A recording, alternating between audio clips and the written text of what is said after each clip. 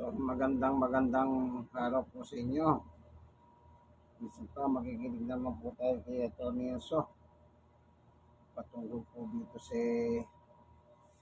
Marcoleta at saka kay Senador Ping Lacson, kasi kinu-question na ako ni Senator Ping Lacson bago dinala sila sa PNP, General Hospital dito sa Marcoleta at saka sa Bunuan.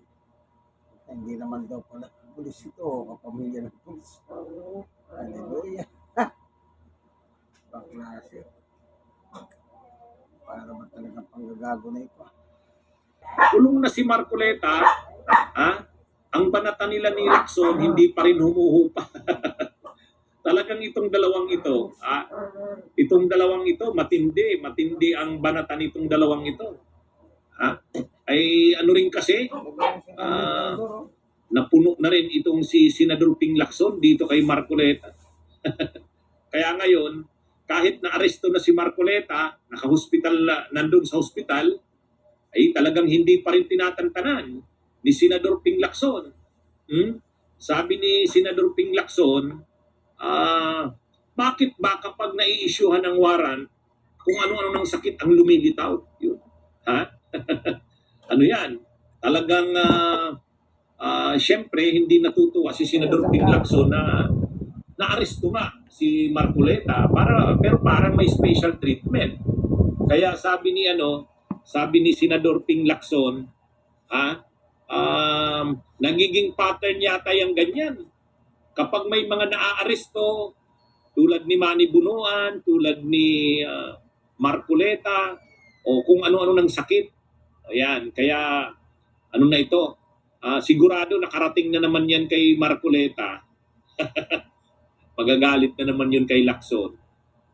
Kaya lang, wala na rin siyang magagawa si Marcoleta.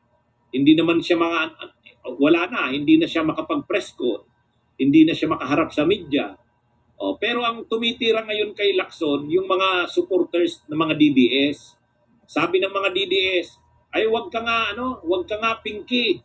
Ay noon nga, nagtago ka rin eh. Mabuti nga si Marcoleta, hindi nagtatago. Wow. May gano'n naman sila ngayon pang counter. Sa Kabunyog Maria Santos, salamat sa pag-send ng super sticker, Kay Junjunju lang. Si Senador Ping Lacson, talagang hindi matunawan diyan na nakikita niya special treatment ang binibigay ng PNP. O sabi pa ni Senador Ping Lacson, ay yung PNP na yan, yung PNP General Hospital, para yan sa mga pamilya at sa mga tauhan ng PNP. Hindi yan para sa kung sino-sino lang. Pag may nagkakasakit na mga officials ng PNP, tauhan ng PNP, at saka pamilya ng PNP, diyan dinadala sa PNP General Hospital. Ay bakit nandyan yan? Ang tinatanong niya si Marcoleta.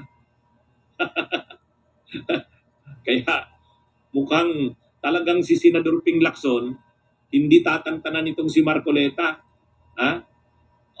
Victor Andaya, si Victor, ngayon, mayroong kumakalat sa social media ganito. Ay di ba anniversary ngayon ng isang dekada na ang yung matapos tayong manalo. Ngayon ang anniversary. Ngayong July 12.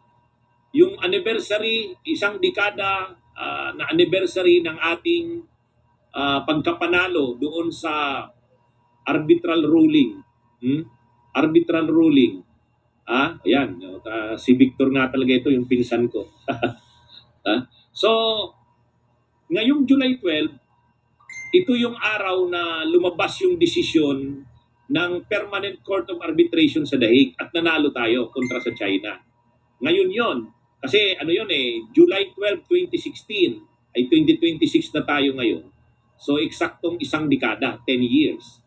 Sabi ng mga netizens, ay salamat, nakakulong na si Marcoleta. Kung hindi nakakulong si Marcoleta, baka ngayon mayroon na namang komentaryo yan tungkol diyan sa isang dekadang anniversary ng ating tagumpay sa Daig. Kasi para sa mga DDS, scrap of paper yun eh. Sigurado si Marcoleta daw sana, kung hindi yan nakakulong, mayroon na namang komentaryo ngayon. At lalo pa, ay di ba mainit ngayon ang balita? Kiniklaim na ng China ang Batanes. Oh, sabi na naman ng netizens, ay salamat at nakakulong na si Marcoleta. Kung hindi nakakulong si Marcoleta, baka sasabihin niya, may historical basis yung claim na yan ng China. May basihan yan. O, di ba? Shout out, Mitch Blancaflor. Ha? O, hindi. Sabi ng marami, nagpapasalamat sila at nakakulong na si Marcoleta. Kasi ngayon, kiniklaim ng China ang Batanes. Ay baka daw si Marcoleta magsalita sa Senado at sabihin na mayroong historical basis ang claim na yan ng China. Grabe, ano? Musikintal Santaines, kumusta? Kaya ano ito mga kabunyog, sabi ng mga mga netizens, buti na lang wala na si Marcoleta, hindi na nakakapag-ingay. Kung nandyan yan, yung claim na yan ng China, kiniklaim ng China ang Batanes, sisigundahan yan ni Marcoleta. Sasabihin ni Marcoleta, totoo namang mayroong ding basis talaga ang China sa pag-claim na yan. Kaya ano ito mga kabunyog? Kilala talaga kasi itong sila Marcoleta na tagapagtanggol ng China. Ngayon, mas lalong nagiging agresibo ang China. Hindi na lang Palawan yung kiniklaim, pati Batanes. Kanila daw yan. Ay, mga kabunyog, mga kababayan. Kaya, hindi, ang comment ng ating mga viewers, ay di ba, attorney, hindi pa naman nakakulong si Marcoleta? Ano lang yon? Sa July 15 daw, dadalhin na sa Sandigan Bayan. At pagdating sa Sandigan Bayan, ikukumit na yan kung saan nakulungan. Nagsabi ng BJMP, marami pa daw bakanting kulungan. Kung gusto daw ni Marcoleta magsulo-sulo sa kulungan, isolated, mayroon daw sila sa BJMP. Ang dami raw bakante. Kaya natawa ako dun sa interview sa BJMP. Tinatanong kasi yung official ng BJMP, halimbawa daw dalhin si Marcoleta, mayroon daw ba itong available pang kulungan? Sabi ng official ng BJMP, bagong-bago itong kulungan namin dito, itong Quezon City Jail, dito sa Payatas. Maraming bakante dito. Maraming bakante. Kaya kung dadalhin daw doon si Marcoleta, kahit sulo sa kwarto, pwede. Mukhang walang lusot si Marcoleta dito. Kasi ang sinasabi, isolate, dapat ko i-isolate. Ay sabi ng BJMP na in-interview sa radyo, sa DCMM ba yun? Sabi ng BJMP, may nakaredy kaming kulungan. May nakaredy kaming kulungan. Ayan. Kaya wala nang lusot. Wala nang lusot si si Marcoleta. Talagang pag tinanong kasi magtatanong ang korte diyan eh. Magtatanong ang korte, itatanong ng korte dyan sa BJMP, mayroon ba kayong facility na available pa na halimbawa itong si Senador Marcoleta ay i-isolate sa kulungan, siya lang mag-isa, mayroon ba? Kasi ang i-insist ng kampo ni Marcoleta, dapat i-hospital arrest na lang kasi may sakit. Dahil nakakahawa daw, mild pneumonia. Kaya hindi daw pwedeng isama sa ibang preso. Ay tatanungin yung BJMP, tatanungin ng korte ng Sandigan Bayan, mayroon ba kayong available na kulungan? Sabi ng BJMP, napanood ko yung interview. Mayroon sila. Marami daw bakante. Natawa ako dun maraming bakante. Live tayo, kabunyog si Mick. Anyway, hindi tatantanan yan si Marcoleta ni Senador Ping Lacson. Sabi ni Senador Ping Lacson, mga kabunyog, sabi ni Senador Ping Lacson, hindi pwede yan. Special yung treatment na yan. Kaya nagkukomentaryo si Senador Ping Lacson, hindi daw pwede yan. Pag nagkakasakit ay pag nagkakawaran to arrest, kung ano-ano ng sakit ang dumadapo. Ayan. Mga kabunyog, magbe-birthday na pala si Marcoleta. Ito yung ginagamit ngayon na issue ni Amy Marcos. Sabi ni Amy Marcos, Kawawa naman. Kawawa naman si Rodante Marcoleta. Oh, naaawa daw siya, sabi ni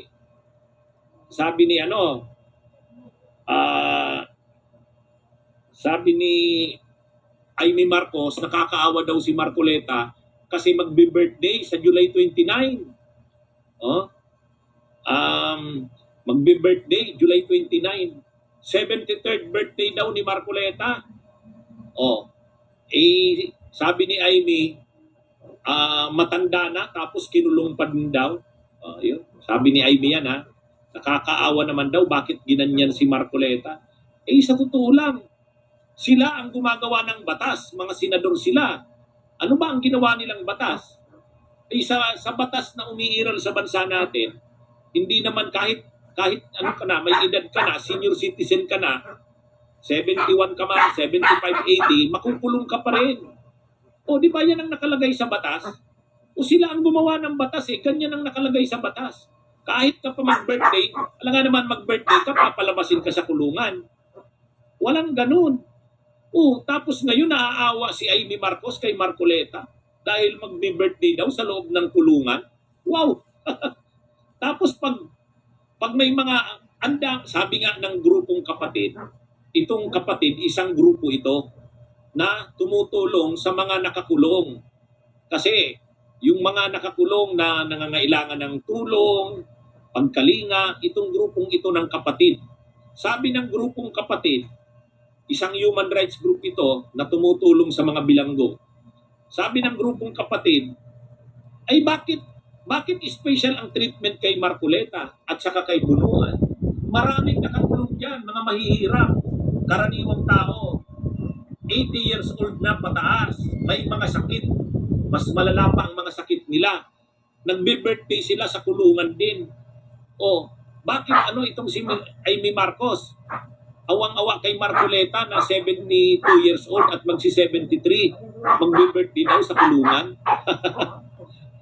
Alam nyo, sa totoo lang, naaawa si Amy, naaawa ang mga DDS na nakulong si Marcoleta, nakulong si Jinggoy. Panahon nga ni Duterte, ang mga tao hindi kinukulong, pinapatay. Hindi sila naawa doon. Excuse me. Di ba mga kapunyog, mga kababayan? Ano din ito dispalingado rin ang utak nito nila Amy. Naaawa sila kila Marcoleta, kila Jinggoy na nakakulong, kila Mike Defensor. Pero hindi sila naawa nung pinapatay ng panahon ni Duterte, panahon ni Bato de la Rosa, ang mga karaniwang, ang mga maliliit na mamamayan. Di ba? Buti nga sila kinukulong na. Si Duterte pinapatay. Di ba mga kabunyog, mga kababayan?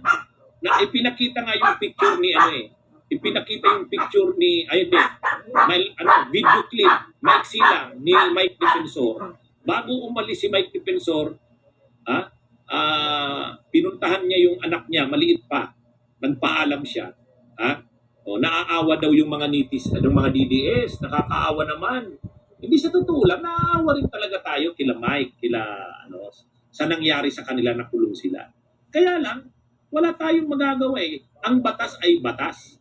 Diba? Sila pa naman ang gumawa ng batas Diba? Sino ba ang gumawa ng batas? Diba sila? Tapos ngayon magrereklamo sila.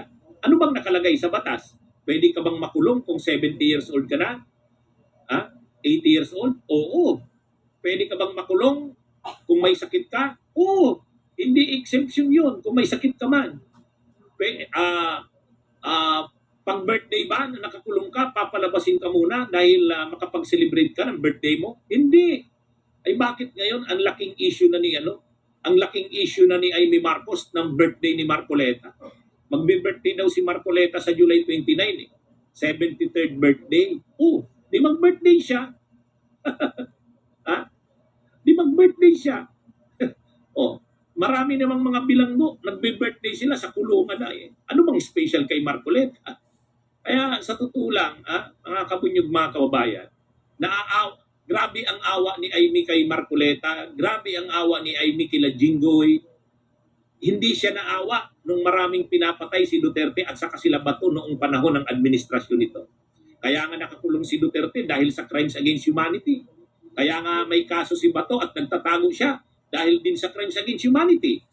At hindi lang yan 100, 1,000 na pinatay.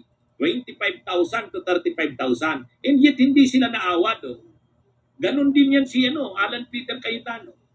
Naaawa sila na nakulong sila Marcoleta. Pero hindi sila naawa sa mga pinapatay nung panahon ni Digong at ni Bato de la Rosa. Ay di ba? Dispalingado yata yung kaisipan na yan. Kaya ano ito mga kabunyog? Saka hindi naman yan ikinulong na gawa-gawa lang ang ebidensya. Hindi gawa-gawa ang ebidensya dyan kay Marcoleta. Siya mismo ang nagbigay ng ebidensya laban sa kanya. Di ba? Siya mismo. Bakit siya mismo? Di ba siya yung sobra yung daldal ni Marcoleta? Yung mga binanggit niya sa programa sa TV, yung mga sinabmit niya sa COMELEC, yun ang ebidensya laban sa kanya. Kasi kaninong kasalanan yun? Kay Marcoleta yun. Kaya nga sabi ni Salvador Panelo, kung may dapat manasisihin si Marcoleta, kasalanan niya, inamin niya. Hindi, sa totoo lang mga kabunyog, mga kababayan, napaka nito nila Amy Marcos at ng mga DDS. Pinalalabas nila, nakakaawa daw si Marcoleta. Kaya nga sabi ni Senador Ping Lacson, bakit nakakaawa? Tingnan nyo, pagka-aresto sa kanya kung ano-anong sakit na, ay bago yan na isyuhan ng warrant of arrest, ang lakas-lakas pa niyan. Ang lakas-lakas pa niyan. Bakit pag may warrant na, nagkakasakit? Yun. Kaya nga, nasermonan ng Sandigan Bayan, yung PNP, yung mga management at personnel, staff ng PNP General Hospital, pati yung CIDG. Ano yan, mga kapunyog, mga kababayan? Kaya ito, ang sinasabi ni Amy, nakakaawa daw, magbe-birthday daw si Marcoleta sa kulungan. So ano ngayon? Nakagawa siya ng krimen eh. Dapat niyang panagutan. Ganun talaga. Kayo yung gumagawa ng batas, tapos ngayon, ayaw niyong sundin ang batas? Anong klase yan? Mga kabunyog, may isang picture na kumakalat ngayon. May isang picture, yung picture ni Jinggoy at saka ni Marcoleta. Naalala niyo nung mga pagdinig sa Senado. Tapos yung mga testigo doon, yung mga testigo sila Bryce Hernandez, Alcantara, tinanong ni Jinggoy si Bryce Hernandez, ako ba kasama diyan sa tinuturo mo? Sabi ni Bryce Hernandez, hindi po. Sabi naman ni Marcoleta, safe ka na. Safe ka na, Jinggoy. Di ba? May ganun silang Tapos mayroon namang eksena, sabi naman ni Jinggoy kay Marcoleta, safe ka na. Nag-aanuhan sila, nagbibiruan sila. Naano nyo ba yon yung mga ganong biruan ng dalawa? Nagbibiruan si Marcoleta at saka si Jinggoy. Naalala ko yun. Safe ka na, tama si Jose Quintal Santaines. Sabi ni Marcoleta kay Jinggoy, safe ka na. Yung pala, hindi naman safe. Nakakulong. Nakakulong na si Jinggoy, nauna kay Marcoleta. Ang problema, si Marcoleta nagsabi kay Jinggoy na safe ka na. Siya pala, hindi rin naman safe. Ngayon, tama si Ardayan, si Risa Force, pareho na sila ngayon safe sa kulungan. Kaya ito mga kabunyog, mga kababayan, nung una, sabi ni Marcoleta kay Jinggoy, Jinggoy, Senador Jinggoy, safe ka na. Ngayon, napatunayan, hindi naman totoong safe si Jinggoy. Nakakulong na eh. Tapos, itong si Marcoleta na nagsabi kay Jinggoy na safe ka na, kahit siya pala, hindi rin safe. Yan ang mga nangyayari sa kanila. Di ba? Pareho pala sila hindi safe. Pareho pala sila hindi safe. Sa bagay, sabi ni kanina, pag nasa kulungan na yan, attorney, safe na pareho. May mensahe si Marcoleta.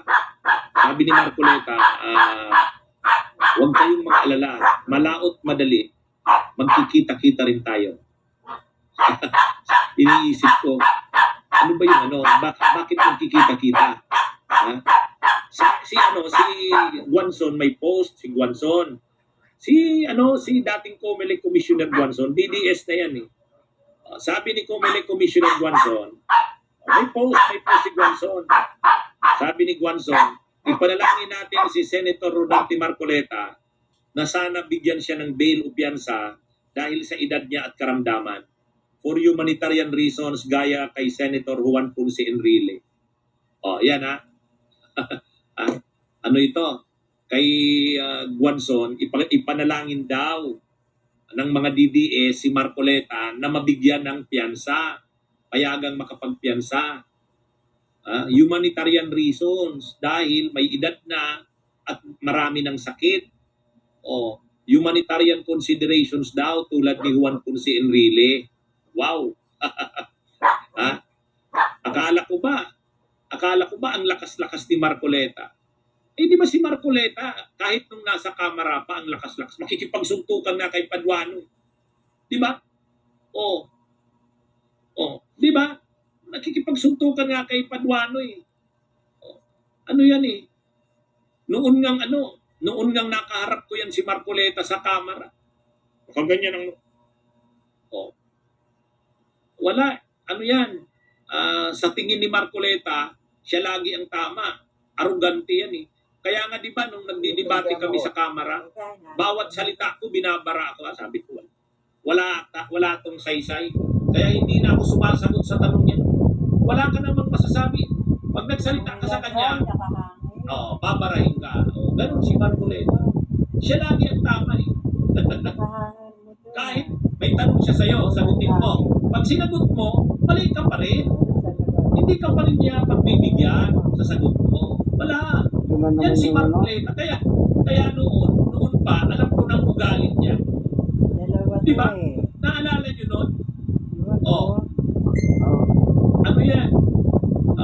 Nung nagharap kami sa kamera, bakit ko daw na sinabi na huwag kayong maniwala sa pakulo at panlinlang ni Marcoleta? Ang sabi ko, di ba pumunta ka sa Naga City? Nakipagkita ka kay Leni Robredo. Taga Naga City ako. Sabi ko, huwag kayong maniwala dyan sa pakulo at panlinlang ni Marcoleta. Kaya lang naman pumunta yan sa Naga dahil kukunin ang boto ni Leni. Yun. Tapos ano na naman siya, nambara na naman, barado ka na naman sa kanya. Tapos may magsasagot ka naman, babarahin ka na naman. Wala ka naman sa kanyang panalo. Wala ka naman sa kanyang panalo. Di ba? So tumigil na lang ako. Pero nung sinasabihan niya ako, I want him to apologize, Mr. Chair. Sabi ko, I'm sorry, Mr. Chair. I will not apologize. Di ba? Opinion ko yun. Di ba? Kaya, sa totoo lang, ano yan eh, sa totoo lang, si Lacson napikon na sa kanya eh. Kaya ngayon, kahit nakakulong na siya, at nababalitaan ni Lacson na parang may special treatment, hindi pinapalampas ni Lacson. Sabi ni Lacson, bakit ganyan? Bakit ganyan yan? Hindi, sa totoo lang, ano talaga kasi, mga kabunyot, mga kababayan, kaya yung anong itong awa ni Amy Marcos, naaawa daw. Tapos sabi ni Marcoleta noon kay Jinggoy, safe ka na, Jinggoy. So, talagang mayabang po yan si Marcoleta. Ako, wala akong ginawa kundi manood lang ng mga news eh. Sa Senado, sa Kongreso, nung araw. Wala na akong trabaho. Talagang makita mo siya kung basta akala mo. Akala mo kung sino magaling yan. Lahat na lang pinakukontent niya sa Kongreso eh. Hindi lang si Solerto pinakukontent niya dyan eh. Marami. Kanya lang. Hindi naman pala siya kasama sa Quadcom. Yun lang ang problema sa kanya. Sumasabit-sabit lang. Kunwari, nagmamagaling. wala siyang nagawa ron. Lagi siyang butata sa kanyang kapwa mga kongresista eh. Napapahiya siya. Mayabang.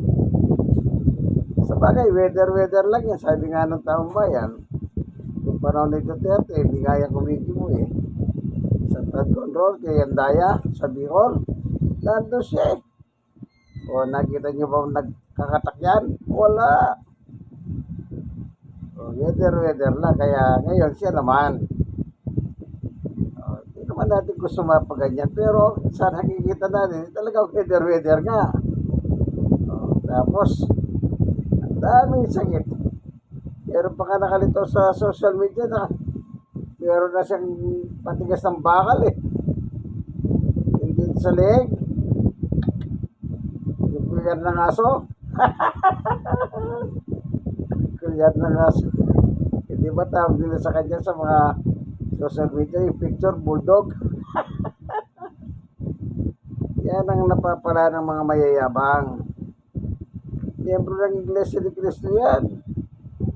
Naitinatag niyo yung mga Felix Manalo isagot.